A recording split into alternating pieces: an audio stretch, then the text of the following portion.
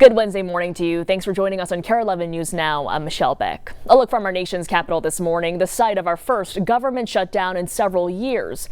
Right now, President Trump and Republicans are locked in a fierce blame game with the Democrats. The impacts of the shutdown will be widespread. More than 2 million federal workers will go without pay, and the president has threatened mass layoffs as well. NBC's Alice Barr has the very latest from Capitol Hill.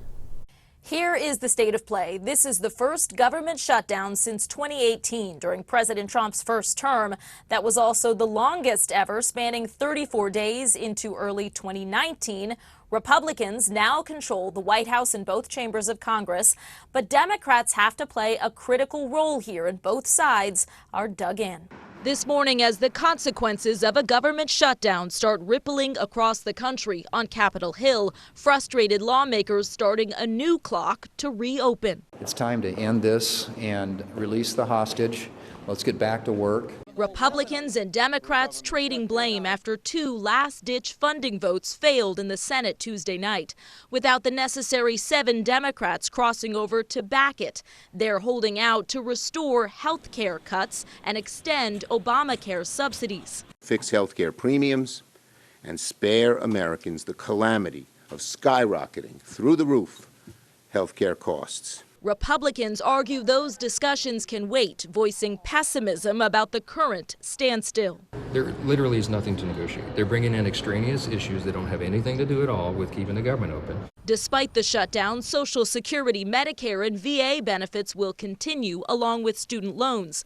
But national parks could close, and roughly 750,000 federal workers could be furloughed. Many more, including TSA agents, required to work without pay until the shutdown ends. We're looking for bombs, weapons, stuff like that, and you can't miss, right?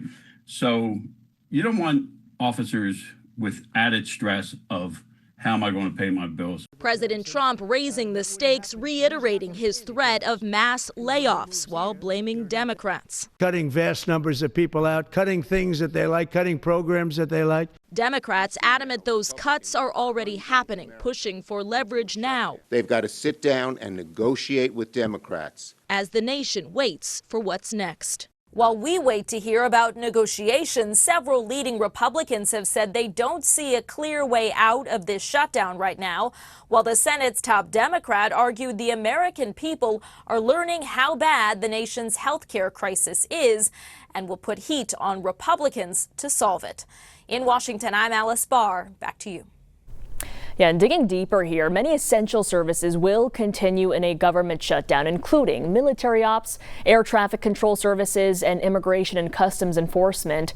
However, pay for those workers may be delayed. Audrey Russo is at MSP International Airport with a closer look at the impacts.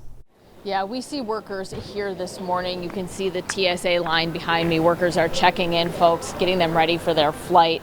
And we reached out to MSP reps who tell us that essential workers like air traffic controllers, TSA employees, they will continue to report to work in theory. Now, these are workers who would continue to do their jobs without pay, which means sick calls and unexpected absences could lead to lags at security checkpoints like this one if the shutdown lingers. Now, other parts of the government could also grind to a halt. The CDC says access to health information will be limited. The FDA won't accept new drug applications. And according to the State Department, almost 17,000 employees could be furloughed. And back out here live at the airport, it's not just airports and air travel that could see delays and issues. According to reporting from the New York Times, 23% of the Department of Transportation will be furloughed, and that's on top of the 55% of that agency expected to work without pay. Back to you.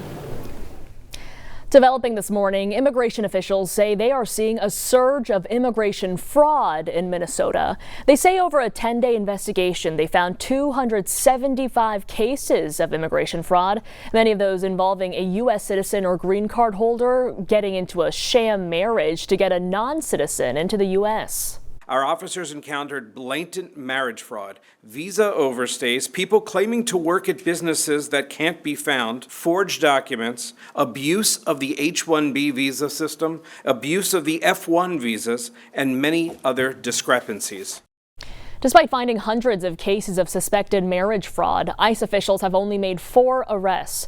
They say they'll investigate further before pursuing more charges. Now, the timing of this operation cannot be ignored as the DOJ is now suing Minnesota over immigration sanctuary policies. The USCIS director is saying they had no support from local law enforcement during their operations. That lawsuit by the DOJ not only names Minnesota, but also Minneapolis and St. Paul, as well as Hennepin County. That lawsuit alleges those Minnesota jurisdictions are refusing to cooperate with federal immigration authorities, leading to the release of, quote, dangerous criminals. The Twin Cities mayors say they will be sticking to their separation ordinances, which forbids city employees from enforcing or participating in federal immigration enforcement activities. Our police officers, their responsibility is not to the President of the United States. It has always been to the people who live, work, and play right here in this city. This ordinance, which is our separation ordinance, is in compliance with the law. And so we're going to fight this one in court, and we're going to win. In July, a federal judge in Chicago dismissed a similar lawsuit that the DOJ brought against Illinois. That ruling reaffirmed the federal government cannot make states enforce a federal regulatory program. And developing right now, community members are pushing back on plans to reopen an Appleton prison to serve as an ICE detention center. Officials say the facility could triple immigrant detention capacity here in Minnesota. The Prairie Correctional Facility closed back in 2010, but has been maintained ever since. It is the state's only private prison and can house up to 1,600 people. Faith leaders are asking city officials to meet with the community next month about potential plans. People who support its reopening say it would revitalize the small western town.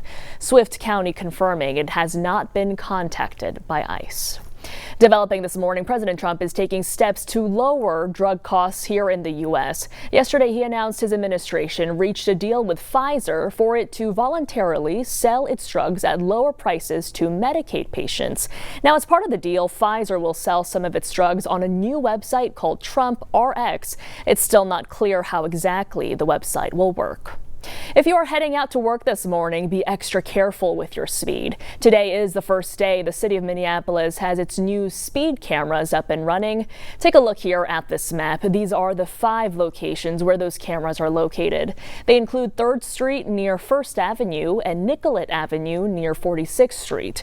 These are areas the city says have had issues with speeding in the past and are within 2,000 feet of a school.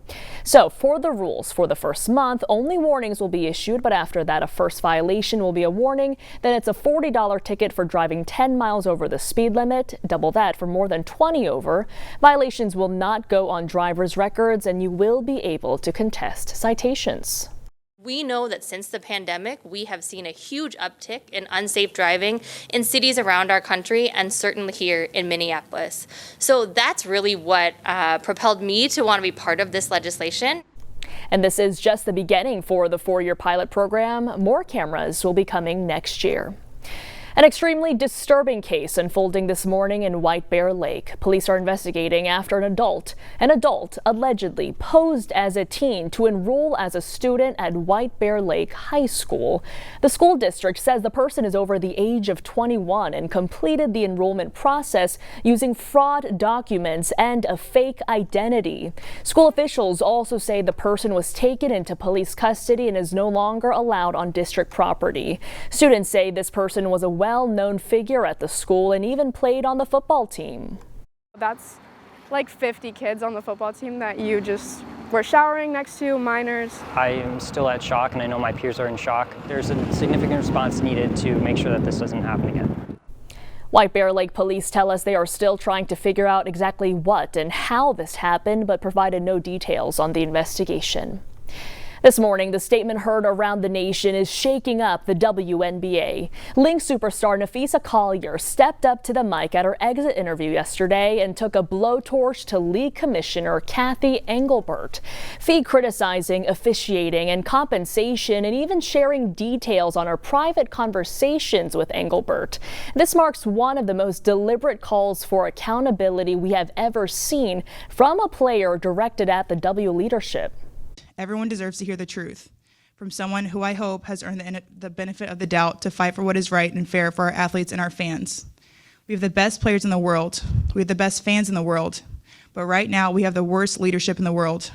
If I didn't know exactly what the job entailed, maybe I wouldn't feel this way. But unfortunately for them, I do. And to all that, Kathy Engelbert said she is, quote, disheartened by Nafisa's comments. She says she is fully committed to the players. Do stick with us. More news and weather coming up after the break.